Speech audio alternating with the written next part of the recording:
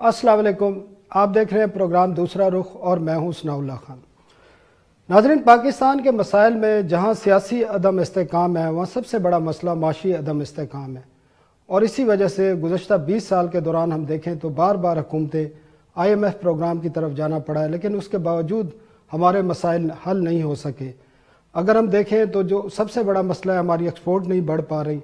हालांकि हमने रुपए की कदर में बेतहाशा कमी की, उसके बावजूद हमारी एक्सपोर्ट वहीं 25 अरब डॉलर के इर्द गिर्द घूमती हैं और इससे बढ़ने के लिए तैयार नहीं। लेकिन हाँ, दूसरी तरफ हमारी जो इम्पोर्ट है वो बड़ी तेज़ी से बढ़ती है और हमारे लिए फिर एक ज़र मुबादला का जो क्राइसिस है वो पैदा होता है और फिर हमें IMF प्रोग्राम में जाना पड़ता है। कारोबारी माहौल भी साजगार नहीं है। हालांकि तमाम हुकूमतें बार बार ये दावा करती रही हैं कि उनकी पहली तरजीह मुल्क में साजगार कारोबारी माहौल पैदा करना है, ताकि ना सिर्फ लोकल इन्वेस्टमेंट आए जबकि फॉरेन डायरेक्ट इन्वेस्टमेंट भी पाकिस्तान में आए, लेकिन कुछ नहीं हो पा रहा और तमाम चीज़ें उसी तरह मौजूद हैं और मसाइल बढ़ते जा रहे हैं। इन इश्यूज़ पर हम बात करेंगे। हमारे साथ एक कामयाब नौजवान बिजनेसमैन है, Islamabad chamber of commerce and industry के साबिक सदर हैं, जबकि सेंटारस के चीफ एग्जीक्यूटिव ऑफिसर भी हैं, सरदार यासिर इलियास खान साहब। सरदार साहब, बहुत बहुत शुक्रिया हमें टाइम देने का। सरदार साहब, वजह क्या है कि हम अपने जो इकानमी के मसाइल हैं वो हल नहीं कर पा रहे? आया कि ये लिंक है हमारी सियासी इस्तेकाम से और सिक्योरिटी की जो सूरत हाल है उससे, या और मसाइल हैं? ये मैं समझ रहा हूँ डायरेक्ट कोरिलेशन तो है इसके, लेकिन सबसे पहले आपको बहुत शुक्रिया फॉर हैविंग मी। आज तक हम अंडरस्टैंड नहीं कर पाए कि एक फाइनेंशियली इंडिपेंडेंट इकॉनमी जो है वो बैकबोन है इस मुल्क का, और इसी के थ्रू हम तरक्की कर सकते हैं और आपके मोस्टली मसाले से हल हो जाएंगे। IMF का एक ऐसा प्रोग्राम है, मैं समझ रहा हूँ कि हमारे लिए एक कर्ज है कि हम बार बार उसी की तरफ जाते हैं, उससे निकल नहीं पा रहे। अभी भी 6 बिलियन की हम बात कर रहे हैं, जबकि ये बहुत बड़ा अमाउंट नहीं है। 6 बिलियन आप पाकिस्तान से जनरेट कर सकते हैं। इतनी कैश रिच इकॉनमी हमारे पास पाकिस्तान में मौजूद है। एक्सपोर्ट्स पर हम फोकस नहीं कर पा रहे। अभी आप देखेंगे आपका जो हमसाया मुल्क है बांग्लादेश, उसके 49 बिलियन के करीब एक्सपोर्ट है, हम 24-25 बिलियन को क्रॉस नहीं कर पा रहे। स्ट्रगल है हमारे लिए। मैं आपको एक सिंपल एग्जांपल देता हूँ, आप समझे कि आपके वजह क्या है उसकी?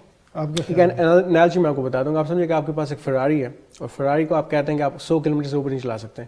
मल्टीपल वजूहात हैं, लेकिन आप जो कोर स्ट्रेंथ है आपकी वो है प्रोडक्शन, मैन्युफैक्चरिंग, उस तरफ आप आ नहीं रहे। वैल्यू एडिशन आप किसी सेक्टर में आप देख लेंगे आपको ट्रांसफर ऑफ टेक्नोलॉजी नजर नहीं आ रहा। रिसेंटली मैं आपको बताऊं कि हमने मल्टीपल यहाँ फ्रेंचाइज सेक्टर्स विजिट किए हैं, उसमें जितना भी देखा है कि पहले चाइनीज फ्रेंचाइज आ रहा था, अब उसके साथ साथ टर्किश पेनिट्रेशन भी हो रही है। टर्की की 2019 में तकरीबन $2 बिलियन की एक्सपोर्ट थी फ्रेंचाइज की, हमारी हार्डली $50 मिलियन है। हम कम्पीट नहीं कर पा रहे उन ममालिक के साथ जिनके साथ हम कम्पीट बहुत स्ट्रांगली कर सकते हैं। तो बांग्लादेश का एग्जाम्पल इसलिए दे रहा हूँ कि 160 मिलियन पीपल की हम बात करें, हम 220 मिलियन की बात करें पाकिस्तान में, हम 8,80,000 स्क्वायर किलोमीटर की बात करें, तो it's a huge country. Even in terms of the man strength जो हमारे पास मौजूद है, आप देखेंगे 50% प्लस जो आपके पास आबादी है बिलो द एज ऑफ 35 है। तो raw talent, raw human resource आपके पास मौजूद है जो कि इनएक्सपेंसिव है। अगर आप अपनी कॉस्ट ऑफ लेबर कंपेयर कर लें बांग्लादेश से, इंडिया से, चाइना से, तो आप सस्ते भी हैं, लेकिन उसका बेनिफिट आप नहीं ले पा रहे। आप मैन्युफैक्चरिंग की तरफ नहीं जा रहे। आप अगर अपना ट्रेड डेफिसिट कम करना चाहते हैं, करंट अकाउंट डेफिसिट कम करना चाहते हैं, तो इंपोर्ट आपको कम करनी पड़ेगी, एक्सपोर्ट एनहांस करनी पड़ेगी, और वो स्ट्रगल है हमारे लिए। IMF की बात करें तो टैक्स कलेक्शन पाकिस्तान में आपका नाकाफी है। आप तकरीबन 3 से 4% लोगों की बात कर रहे हैं जो मुल्क चला रहे हैं, जो कंट्रीब्यूट कर रहे हैं, जो बिजनेसमैन है जिसको आप लोग चोर कहते हैं, वो हैं जो मुल्क को चला रहे हैं। और मैं समझ रहा हूँ कि फैसिलिटेट नहीं किया जा रहा। मजीद लोगों को फैसिलिटेट करेंगे तो टैक्स नेट आपका इंक्रीज होगा, कॉन्फिडेंस आपका बहाल होगा, जो ट्रस्ट डेफिसिट है वो क्लोज होगा।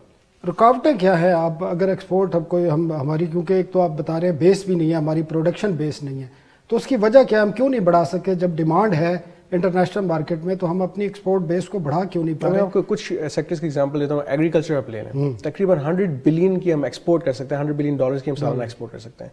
मैंगो अगर आप देख लें 30 से 35% मैंगो आपको ज़ाया हो जाता है, कोल्ड स्टोरेज आपके पास मौजूद नहीं है। उसके अलावा देखिए हम मार्केटिंग नहीं करते पाकिस्तान की। हम अगर ट्रेड फेयर्स में हिस्सा लेते हैं, मुझे नहीं पता कि पिछले 3 साल में कौन से ट्रेड फेयर्स में हमें बुलाया गया हो।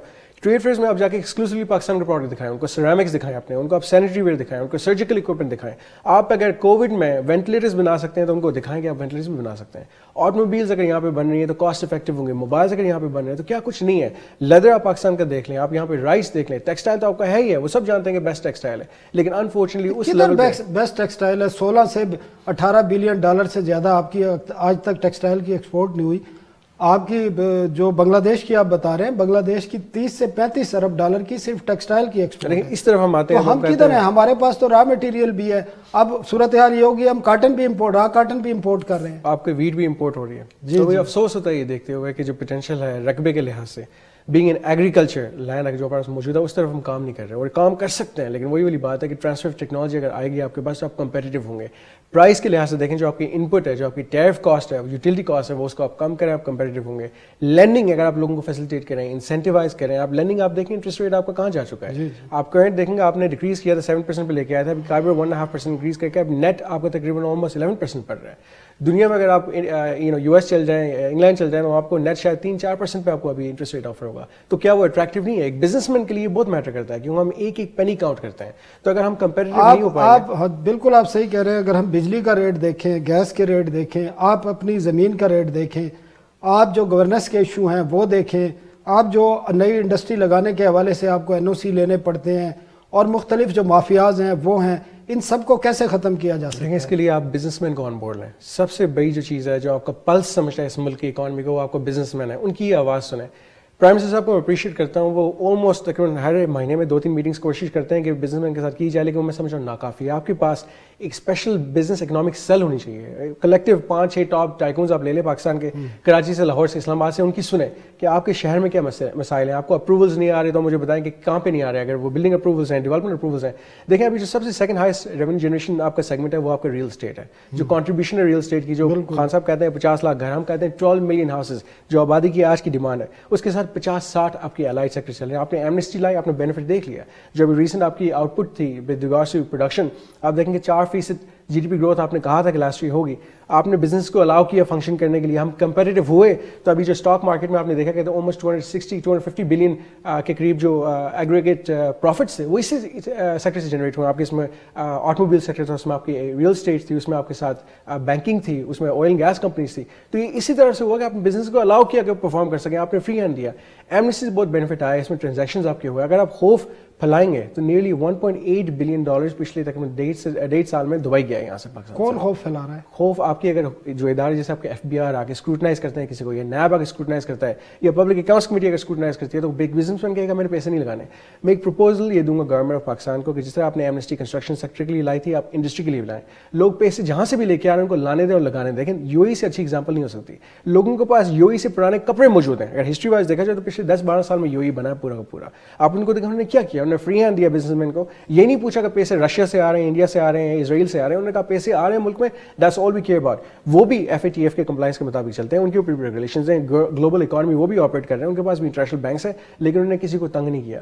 پیسہ جتنا گیا ہے دبئی, پورا کا پورا دبئی جو آپ کے ہے فورن پیسے سے بنا ہے, وہاں پہ سارا پیسہ ہم لوگوں کا لگا ہوا ہے, پاکستانی ہیں ہمارے اور ہمارے ملک کے لوگ ہیں. لیکن اب ایک سردار صاحب ایک وقفہ لیتے ہیں اور آپ سے یہ بات ضرور کریں گے کہ IMF پروگرام میں رہتے ہوئے پاکستان اس قسم کی ایمنسٹی اب کوئی کر سکتا ہے نہیں کر سکتا, کیونکہ اب تو سب باتیں ان کی ماننی پڑ رہی ہیں, اور IMF پروگرام کے تحت جو بل آیا اس پر بھی ہم بات کریں گے. ناظرین ایک وقفہ لیتے ہیں اور یہ انٹرسٹنگ گفتگو جاری رہے گی.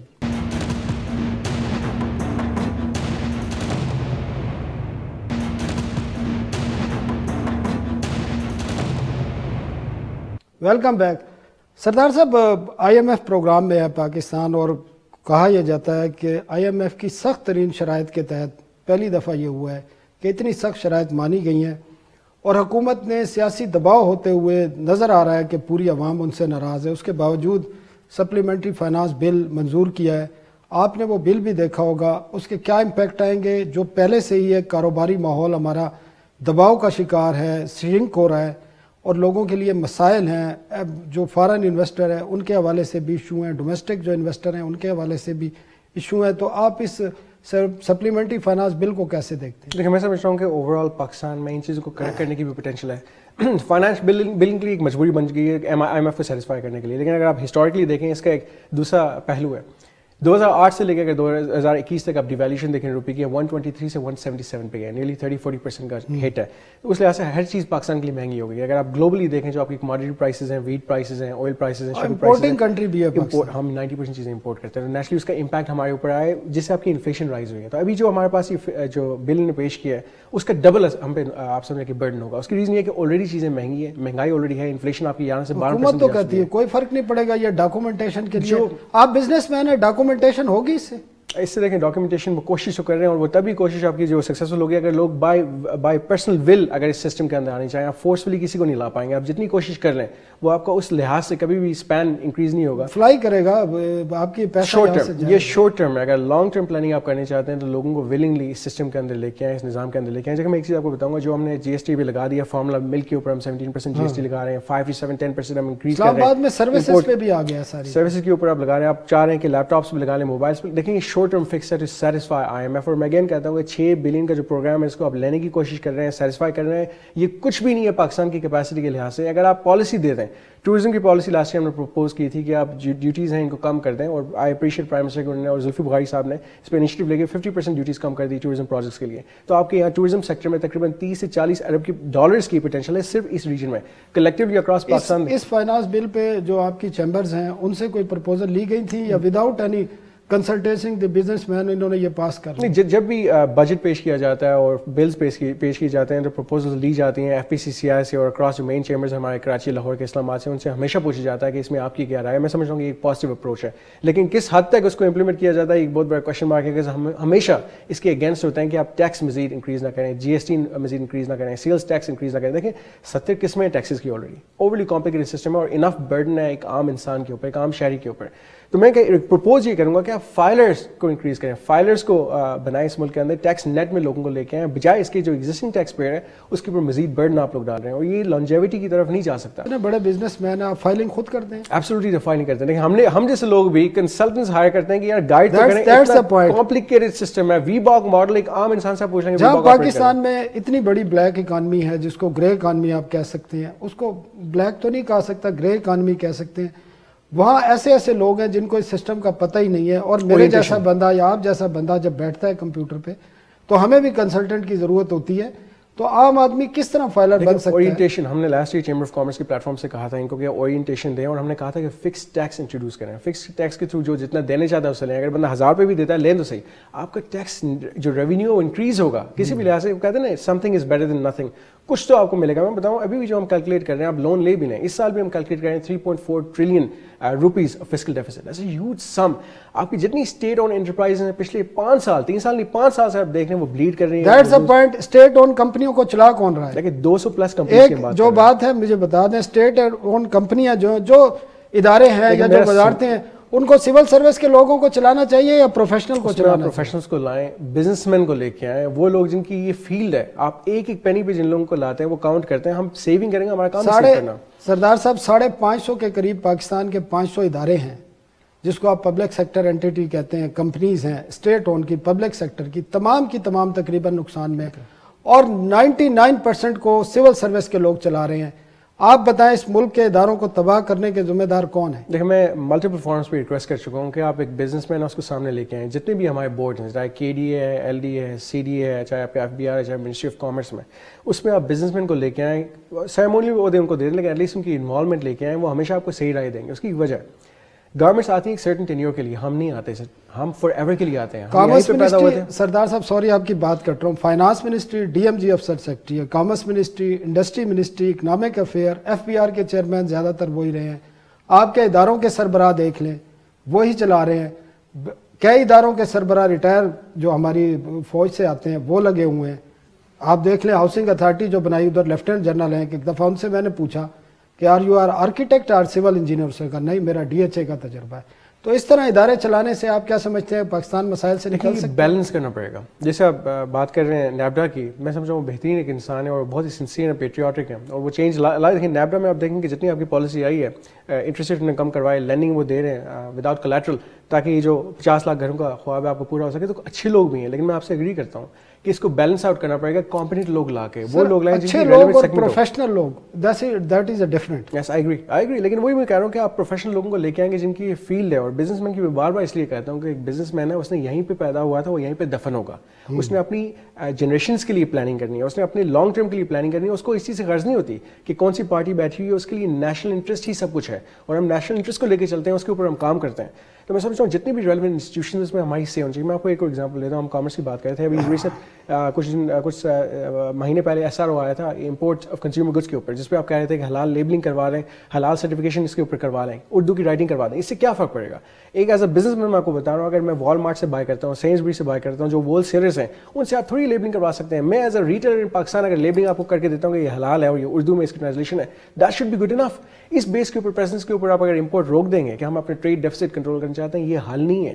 آپ ایک کٹ کے اوپر بینڈیج لگا رہے ہیں, جب تک اس کو اسٹچنگ یا آپریشن کی ضرورت ہوگی. تو ہم لانگ ٹرم سوچنا چاہیے, اگلے 20 سال کا سوچنا چاہیے, اور یہ شارٹ ٹرم فکس ہے اور یہ گورنمنٹ نے اپنی مجبوری بنا دی ہے. سر ہمارے پاس لاسٹ منٹ ہے, صرف 2 کوئی ایسے اقدامات بتا دیں جس سے ہمارے اکانومی کے جو مسائل ہیں, خاص کر جو ہمارے کرنسی کا ہمارا ایک ٹریپ پیدا ہوتا ہے ہر 3-4 سال بعد IMF کے پاس, 2 ایسے کیا اقدامات ہیں جن کو کرنے سے ہم اس سے نکل سکتے ہیں؟ امیڈیٹلی ٹرانسفر آف ٹیکنالوجی لے کے آئیں, مینوفیکچرنگ کو انہانس کریں. ہماری مینوفیکچرنگ ایٹ لیسٹ بنگلہ دیش سے زیادہ ہونی چاہیے. 49 بلین کراس کر کے آپ تک میں 60 بلین پہ لے کے جائیں. IT کے اوپر فوکس کریں. IT کی ایکسپورٹس آپ کی ویل اوور 10 بلین جا سکتی ہیں. آپ کا جو ہمسایہ ملک انڈیا 130 بلین کی وہ ایکسپورٹ کر رہا ہے IT کے اوپر.